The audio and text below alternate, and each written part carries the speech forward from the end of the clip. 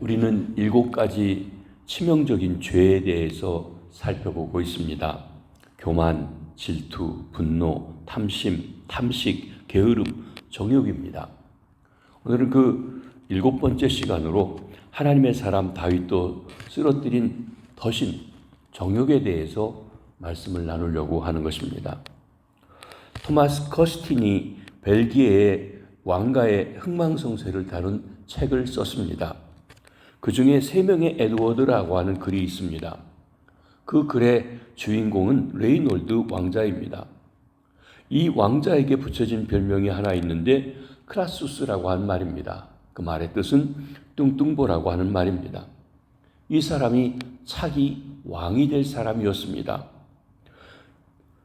그런데 왕이 갑자기 서거하시게 되고 그의 동생 에드워드가 쿠데타를 일으켜서 왕권을 잡게 되었습니다. 그리고 그 동생이 형을 레이놀드를 감옥에 가두었던 것입니다. 그런데 약속을 합니다. 형을 절대로 죽이지 않겠다고 약속을 합니다. 그리고 비교적 살기 좋은 아담한 감옥을 꾸며서 작은 창문을 하나 내어주었습니다. 그리고 이렇게 이야기하는 것입니다. 형이 원하면 언제든지 이 창문을 통해 나갈 수가 있고 자유인이 될 수 있습니다. 근데 문제는 그 창문이 작다고 하는 것입니다. 레이놀드는 뚱뚱 보이기 때문에 몸무게를 아주 많이 줄여야만 창문 밖으로 나올 수가 있었습니다. 동생 에드워드는 신하들에게 불러다 놓고 이렇게 말합니다. 형이 만약 몸무게를 줄여서 저 창문으로 나올 수 있다면 나는 기쁘게 왕의 자리를 형에게 양위하겠다. 그러나 만약 나오지 못한다면 자신의 몸무게 하나도 조절할 수 없는 사람에게 어떻게 이 나라를 맡길 수 있겠느냐. 그리고 감옥을 지키는 경비들에게 매일 꼬박꼬박 새끼 산의 진미의 음식을 넣어주라고 이야기한 것입니다. 그리고 원하면 언제든지 간식도 풍성하게 넣어주라고 했습니다. 그 형 레이놀드는 어떻게 되었을까요? 그 형은 감옥에 나올 수가 없었습니다. 10년 동안 옥에 갇혀 있다가 10년 후 동생이 전쟁터에서 전사하자 자인이 되었습니다. 그러나 그는 뚱뚱한 자기 몸을 잘 관리하지 못해서 나온 지 얼마 되지 않아서 병들어 죽고 말았다고 하는 것입니다. 이 레이놀드 왕자의 비극은 그가 동생에게 왕위를 찬탈당하고 감옥에 들어갔다는 것이 아닙니다. 그보다 한평생 탐식이라는 유혹에 절제하지 못하고 탐식의 감옥에 갇혀 살다가 간 것이 더 큰 비극이라고 하는 것입니다. 우리가 지금 탐식에 대해서 제가 말하고 있는 것은 정욕의 죄가 탐식의 죄와 상당히 흡사하다고 하는 것입니다. 어떤 사람은 한평생 음식을 절제하지 못하고 탐식의 감옥에서 살아갑니다. 또 어떤 사람은 한평생 자기의 정욕을 절제하지 못하고 정욕의 감옥에 갇혀서 살아갑니다. 탐식이 절제하지 못하면 식욕이라고 한다고 하면 정욕은 절제되지 못한 성욕이라고 말할 수 있을 것입니다. 이것이 웹서 사전의 정의입니다. 식욕이란 꼭 필요한 것입니다. 식욕이 없으면 큰일 납니다. 그러나 절제되지 못한 식욕은 탐식이고 그것이 죄인 것입니다. 마찬가지로 성욕이 없으면 아니 됩니다. 우리 부모님들의 성욕 때문에 우리가 존재한 것입니다. 성욕은 반드시 필요합니다. 그러나 절제되지 못한 성욕은 정욕이라고 하는 이름의 죄가 되는 것입니다. 잘못된 식습관과 식욕 관리가 축적되어서 습관으로 나타난 죄악이 탐식이라고 한다고 하면 정욕도 마찬가지로 성욕의 욕구를 절제하지 못하는 습관의 누적으로 오는 결과라고 할 것입니다. 어느 날 갑자기 정욕이 죄악이 떨어지는 것이 아니라 삶의 습관이 어느 날 결정적인 범죄의 모습으로 나타날 수 있다고 하는 것입니다. 이것은 본문 말씀에서 우리가 함께 생각해 볼 다윗의 경우도 그렇습니다. 밧세바와 더불어 간음의 죄를 저지른 다윗 왕은 어느 날 갑자기 이 죄 속에 떨어진 것이 아니란 것입니다. 우리가 이 점에 대해서 먼저 주목하고 보아야 합니다.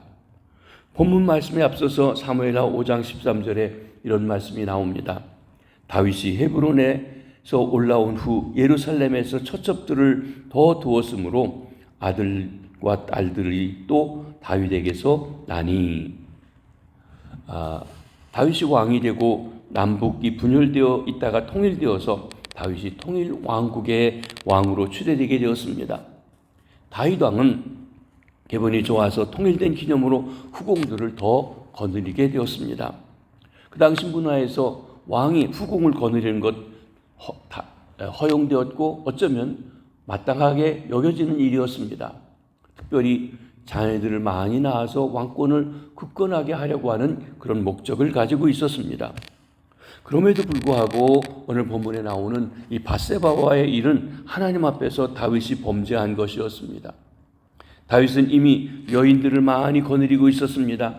정욕의 삶을 찌워가고 있었던 것입니다. 그러던 어느 날 다윗은 그 당시에 법으로도 허용되지 않는 결정적인 범죄 속에 떨어지게 된 것입니다. 이 사건을 통해서 정욕이라고 하는 범죄에 대해서 생각해 보려고 하는 것입니다. 정욕은 어떤 죄입니까? 첫째로 이 정욕은 현실 도피적인 죄라고 하는 것입니다. 정욕이라고 하는 범죄가 발생하는 모든 상황에는 하나의 공통점이 있습니다. 그것은 현실에 대한 스트레스, 현실에 대한 긴장으로부터 도피하고 싶어하는 현실 도피적인 심리라고 하는 것입니다. 사람들은 삶의 무료함을 깨뜨려 보기 위해서 혹은 활력을 얻기 위해서 여러 가지 그럴듯한 명분을 가지고 성적 모험에 나섭니다. 그리고 마침내 정욕이라고 하는 죄 속에 들어가는 것입니다. 그러나 그 밑바탕에 숨어있는 가장 큰 동기는 현실 도피입니다. 다윗의 경우도 예외가 아니었습니다.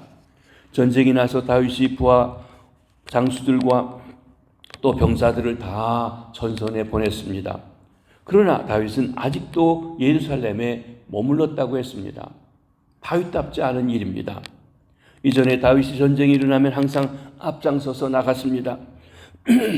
전선에서 함께 밤을 지내며 병사들과 함께 싸우던 다윗이 이번에는 부하들을 다 전선에 보내놓고 혼자 예루살렘에 남았던 것입니다. 2절 말씀입니다. 저녁 때 다윗이 그의 침상에서 일어나 왕궁 옥상을 거닐다가 그곳에서 보니 한 여인이 목욕을 하는데 심히 아름다워 보이니라. 저녁 때 침상에서 일어났다고 말하고 있습니다. 그렇다면 다윗이 하루 종일 잠을 잤다는 이야기입니다. 목욕하는 여자가 눈에 보러 왔습니다. 하루 종일 잠을 자다가 지붕을 거닐다 보니까 보여진 것이 목욕하는 여인이 보인 것입니다. 아마도 이것은 다윗이 부하들을 전선에 보내놓고 혼자 예루살렘에 남아있던 것이 미안했는지도 모릅니다. 그래서 어떤 죄책감 때문에 다 잊어버리려고 하루 종일 그렇게 게으름 부리면서 늦잠을 잤는지도 모릅니다. 그런데 그때 목욕하는 한 여자가 눈에 띄자 다윗은 갑자기 이 모든 것을 잃어버리고 환상의 세계로 도피하고 싶은 생각이 들었던 것입니다. 이것이 현실 도피의 심리입니다. 심리학자들의 판단에 따르면 이른바 정욕, 간음과 같은 죄에 떨어지는 사람들에게는 하나의 공통적인 심리가 있다고 하는 것입니다. 그것은 환상을 본다는 것입니다. 그리고 그 환상 속으로 도피합니다. 환상 속에서 사람을 찾고 그리고 그 환상 속에 살고 싶어 하는 것입니다. 공상에서 공상으로 계속 도피하기 때문에 현실에서 무기력한 사람이 됩니다. 그리고 그의 건강함이 파괴되어 갑니다. 이것이 현실 도피의 심리입니다. 그러나 우리 기독교는 복음은 현실을 도피하라고 가르치고 있지 아니합니다. 오히려 현실과 대결하라고 말합니다. 현실을 인정하고 수용하라고 합니다.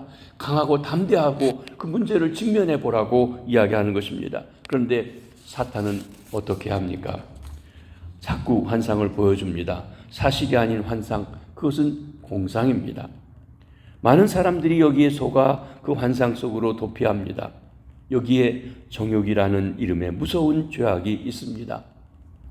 그것은 우리를 현실로부터 도피하게 하는 죄악인 것입니다.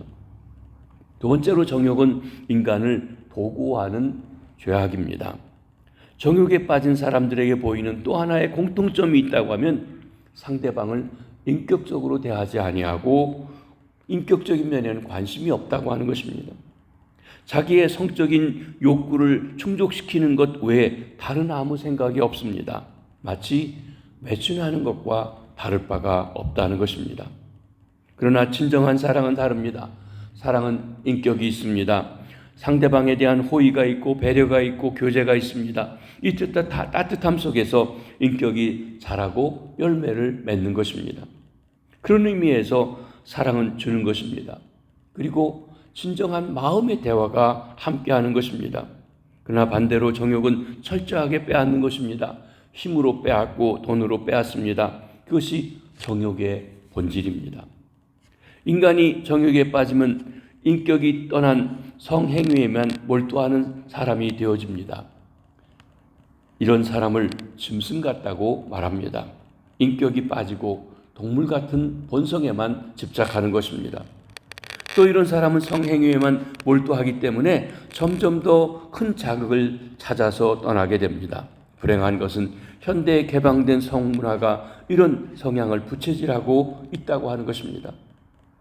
그리고 많은 사람이 자기도 모르는 사이에 여기에 속고 있습니다. 그리고 그것을 로맨스라고 얘기합니다.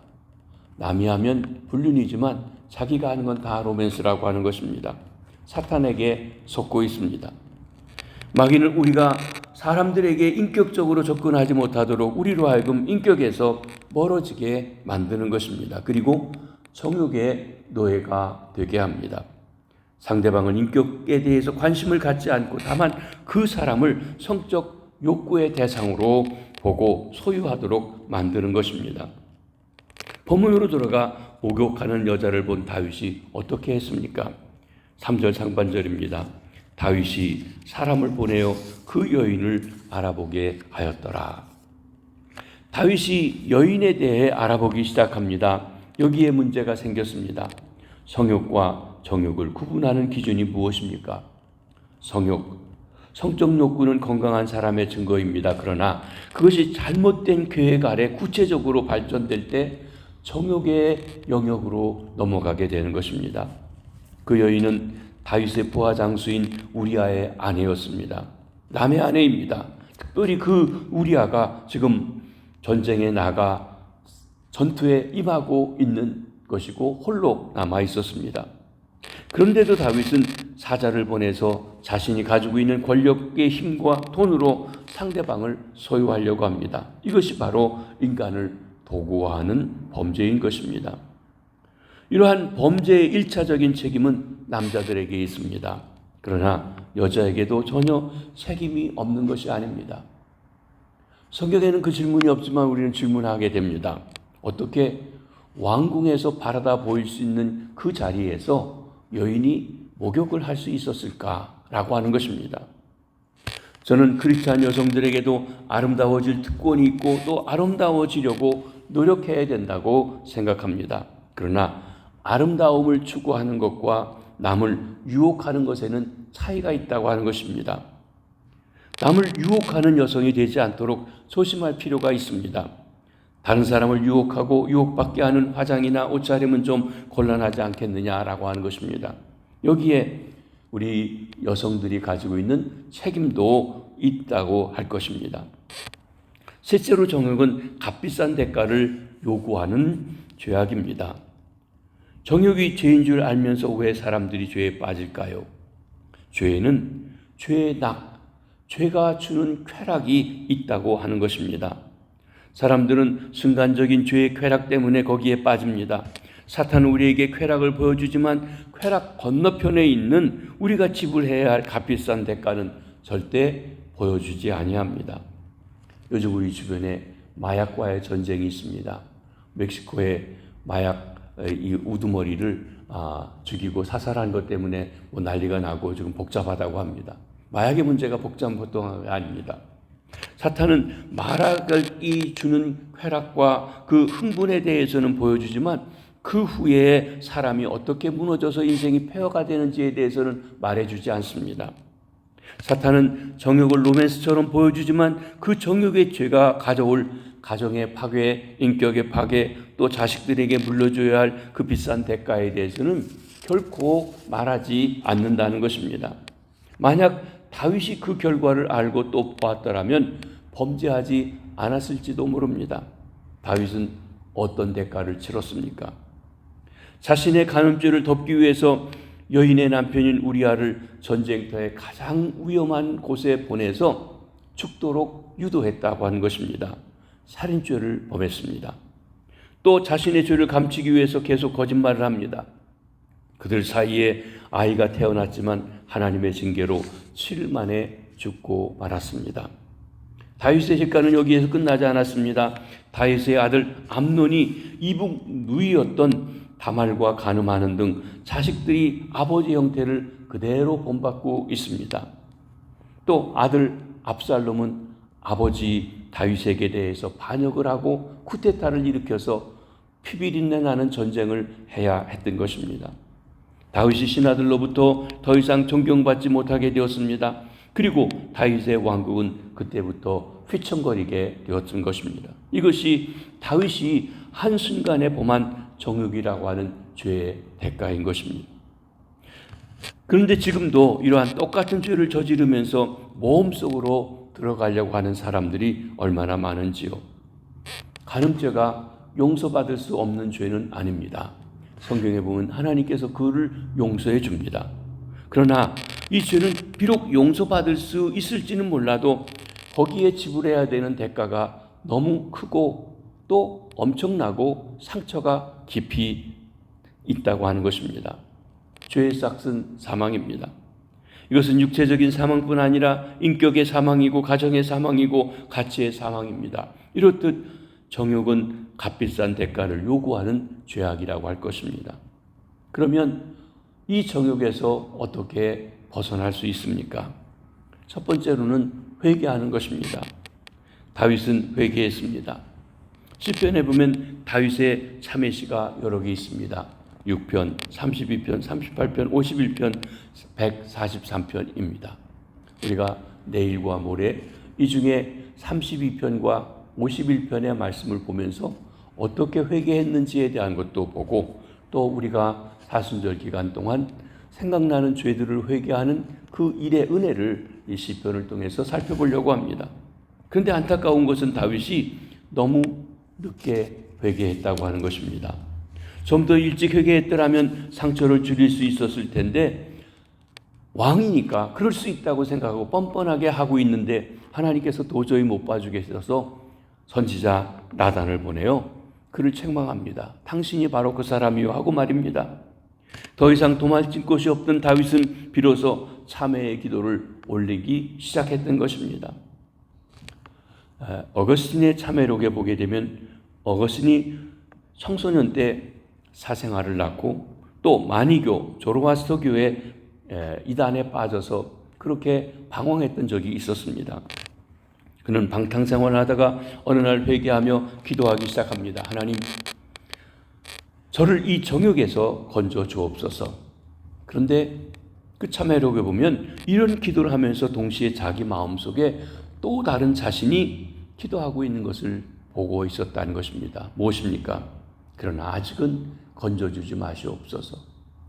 그 수렁에서, 정욕의 쾌락의 수렁에서 벗어나지를 못하고 계속 머물고 싶은 마음이 또 한편에 있다고 하는 것입니다. 얼마나 많은 사람들이 속고 있는지 모릅니다. 회개는 지금 당장 해야 합니다. 혹시 지금 이 속에 빠져 있는 분이 있다면 당장 회개해야 합니다. 유혹을 느낄 때 요셉처럼 당장 그곳에 벗어나야 합니다. 요셉이 그 일 때문에 죄를 뒤집어 썼지만 그러나 하나님 앞에 당당하기에 하나님께서 그를 회복시켜 주시고 오히려 높이 들어주시는 기회로 사용했던 것도 봅니다. 당장 끊어야 합니다. 단칼에 끊어야 합니다. 상황이 너무 곤란하다고 생각하면 유혹을 느낄 수 있는 그 상황과 환경과 장소를 거절하고 차라리 멀리 떠나야 하는 것입니다. 둘째로 진정한 바른 사랑을 하시라고 하는 것입니다. 회개만 하는 것이 아니라 적극적으로 바른 사랑을 해야 합니다. 마땅한 사랑할 사람을 사랑해야 합니다. 하나님이 내게 주신 배우자, 남편, 아내를 사랑하는 것입니다. 그 남편과 아내 속에 하나님이 주신 인격의 향기와 아름다움을 다시 발견해야 합니다. 그리고 하나님이 주신 배우자를 사랑하십시오. 그러면 거기에 넉넉한 인격적인 사랑, 진정으로 따뜻한 사랑을 느끼게 됩니다. 그리고 마지막으로 이제부터 거룩한 일에 바빠지라고 하는 것입니다. 마귀에게 틈을 주면 안 됩니다. 게으름을 부리면 안 해야 됩니다. 사탄에게 틈을 주지 마십시오. 다윗은 자기도 모르는 사이에 마귀에게 기회를 주고 있었던 것입니다. 다윗이 그때 전쟁에 나가서 자기가 해야 될 임무를 다 하고 있었다고 하면 이런 죄에 빠지지 않았습니다. 그러게 우리는 하나님이 내게 맡겨주신 일, 거룩한 일에 바빠져야 한다고 하는 것입니다. 기독교 철학자인 소렌 키에로케골이 매춘의 유혹을 받은 적이 있다고 기록하고 있습니다. 그래서 그것 때문에 무척 괴로워했습니다. 하나님, 저를 거룩하게 해 주시옵소서. 그런데 그게 쉽게 되지 않았던 것입니다. 그러나 드디어 그가 그 대답을 발견했습니다. 그리고 그의 일지에 이렇게 적고 있는 것을 봅니다. 마음의 깨끗함, 진정한 마음의 깨끗함은 오직 한 가지 목적에 몰두하는 데 있다. 신적인 목적, 하나님의 목적 앞에 몰두할 때 나는 내 마음이 깨끗해지는 것을 느낀다. 하나님이 기뻐하시는 일에 몰두하게 될 때 우리가 마음이 정결하고 깨끗해진다고 하는 것을 말씀하고 있는 것입니다. 그렇습니다. 우리가 정말 해야 될 일이 있습니다. 그것은 거룩함에 바빠지는 것입니다. 그러면서 우리는 다윗의 고백을 함께 생각해 봅니다. 우리가 토요일 날 볼 시편 51편 10절과 12절에 이런 말씀이 나옵니다. 하나님이여, 내 속에 청한 마음을 창조하시고 내 안에 정직한 영을 새롭게 하소서. 나를 주의 앞에서 쫓아내지 마시고 주의 성령을 내게서 거두지 마소서. 주의 구원의 즐거움을 내게 회복시켜 주시고 자원하는 심령을 주사 나를 붙드소서. 우리는 단순히 죄의 용서만 아니라 더 나아가서 내 마음이 새로운 마음이 되어서 하나님을 진정 즐거워하고 기뻐하고 그 일에 몰두하는 하나님의 백성이 되도록 소망하고 기도하고 칼구하며 나아가야 할 것입니다. 우리가 하나님의 자녀가 되었습니다. 하나님의 자녀로서의 합당한 삶, 거룩한 삶, 하나님을 기쁘시게 하는 삶에 몰두해서 마귀가 가져다주는 각종의 유혹들, 정욕들을 이기고 승리하시는 하나님을 기쁘시게 하는 주의 백성들이 다 되시기를 주의 이름으로 축복합니다. 기도하겠습니다. 주님, 우리가 치명적인 7가지 죄, 특별히 정욕에 대해서 살펴보았습니다. 하나님, 우리가 게으르고 나태할 때, 또 현실을 도피하려고 할 때, 하나님, 나도 모르게 다가오는 환상과 또 그를 통하여서 우리에게 있는 하나님이 주신 바른 정욕이 되는 일들을 봅니다. 하나님, 저희들에게 우리의 마음과 생각들이 새로워져서 깨끗해져서 정결해져서 주님 앞에 나아갈 수 있게 해주시고, 하나님, 주님을 모시고 성령님을 모시고 이 모든 것을 이길 뿐만 아니라 거룩한 주님의 뜻을 따라 살아가게 해주시옵소서. 우리에게 허락하신 배우자들과 진정 인격적인 사랑을 나누고 아름다운 하나님의 사랑을 꽃피우는 귀한 가정들이 되게 해주시옵소서. 어느 날 많은 젊은이들이 결혼을 하기를 기피하고 살아갑니다. 쾌락 속에 살아가기도 합니다. 하나님, 아름다운 인격적인 짝지어 주신 귀한 배우자들을 만나 가정을 이루고 복되게 살아갈 수 있게 해주시고 가정들을 지키며 나아갈 수 있도록 은혜 베풀어 주시옵소서. 우리 성도들의 가정마다 하나님의 은혜와 평강이 차고 넘치게 해주시고, 그리고 우리의 자녀들이 바른 삶을 살되 하나님께서 그들에게 주신 삶의 아버지 하나님이여 지혜를 가지고 재능과 은사를 가지고 나아갈 뿐만 아니라 아름다운 가정을 이루고 살아갈 수 있도록 축복하여 주시옵소서. 오늘도 일터로 사업장으로 가는 성도들, 학교에 가서 공부하는 우리의 자녀들, 손주들, 병상에 있는 환우들 찾아 주시옵소서. 오늘 하루도 주 안에서 함께해 주시기 원합니다. 특별히 한국과 태국을 방문 중인 우리 담임 목사님, 말씀을 전하는 시간마다 성령의 기름 부으심으로 함께 하시고, 말씀을 듣는 이들이 태국 현지 목회자들이 특별히 은혜 받고 새로운 헌신과 각오와 다짐을 하게 도와주시오며, 목사님 네 분 재충전하여 기쁨으로 힘써 아버지 하나님의 주의 사역을 감당할 수 있도록 강건함으로 돌이켜 돌아와 사역할 수 있도록 붙잡아 주시옵소서. 오늘 하루도 주께 모든 것 맡겨드리옵고 감사하오며 예수님의 이름으로 기도하옵나이다. 아멘.